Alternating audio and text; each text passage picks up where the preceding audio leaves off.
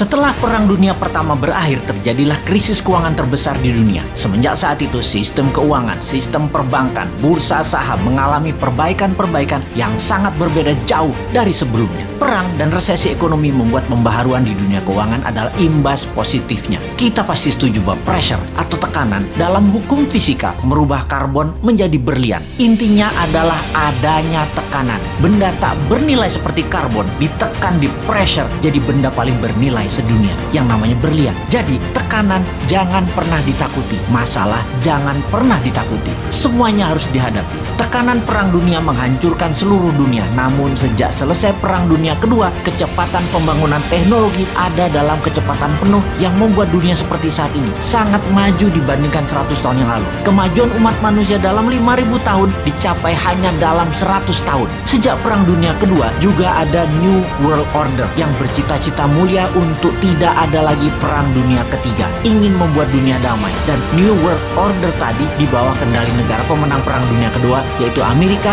dan sekutunya. Lalu sejak tahun 2013 dunia punya penantang baru, penantang New World Order, namanya Tiongkok. Selama 300 tahunan Tiongkok menguasai perdagangan. Tiongkok kemudian dikerjain sama Eropa di awal abad 20, dihajar Jepang, sehingga dalam 200 terakhir penjajahan Eropa membawa kemunduran bagi Tiongkok. Deng Xiaoping kemudian punya ambisi besar, yaitu rebut kembali perdagangan dunia di bawah kendali Tiongkok. Dan kemudian faktanya adalah dalam 40 tahun, sejak tahun 1989 hingga saat ini, Tiongkok membuktikan telah menjadi negara perdagangan nomor 1 di dunia lagi. Menjadi negara kedua terkaya di bawah Amerika. Dan di tahun 2013, Tiongkok mulai ekspansi ekonominya. Strategi mencaplok ekonomi itu namanya BRI atau Belt Road Initiative, atau juga dikenal dengan nama lain, OBOR, One Belt One Road. Dunia diikat atau di belt menjadi satu, semuanya ke arah Beijing. Negara di bawah Tiongkok diperlakukan seperti provinsinya Tiongkok, sampai menggunakan yuan mata uangnya. Banyak negara Afrika, Asia, Amerika Latin yang mulai dikendalikannya.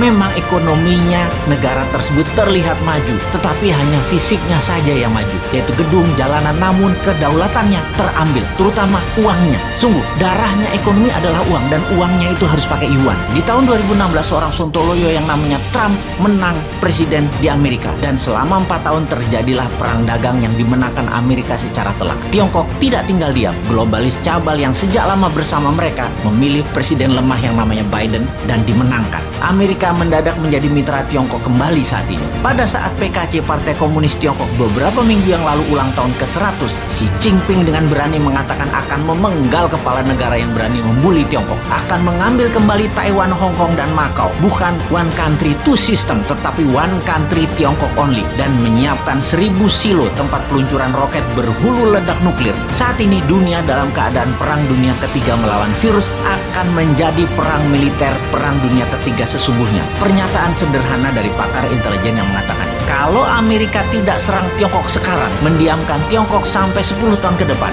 Amerika tidak akan pernah menang perang dengan Tiongkok. Tiap tahun Tiongkok akan semakin kuat dan semakin kuat. Indonesia bagaimana? Pepatah gajah berkelahi dengan gajah, pelanduk mati di tengahnya. Jangan sampai terjadi. Amerika dan Tiongkok berperang, jangan sampai Indonesia jadi pelanduk mati di tengahnya. Kita harus segera berdaulat. Ambil kesempatan ini untuk berdaulat. Inilah masa yang tidak ada lagi yang terbaik dibandingkan masa ini. Pertama, Bappenas membuat perhitungan dengan rinci. Berapa cost accountingnya untuk Indonesia menjadi negara superpower di tahun 2045? Berapa biayanya buat 3 step? Menjadi negara berdikari di tahun 2025, menjadi negara maju 10 tahun kemudian dengan dasa chip hingga tahun 2035, dan menjadi negara superpower di tahun 2045. Step pertama adalah menjadikan Indonesia negara berdikari, mampu berdiri di atas kaki sendiri hingga tahun 2025.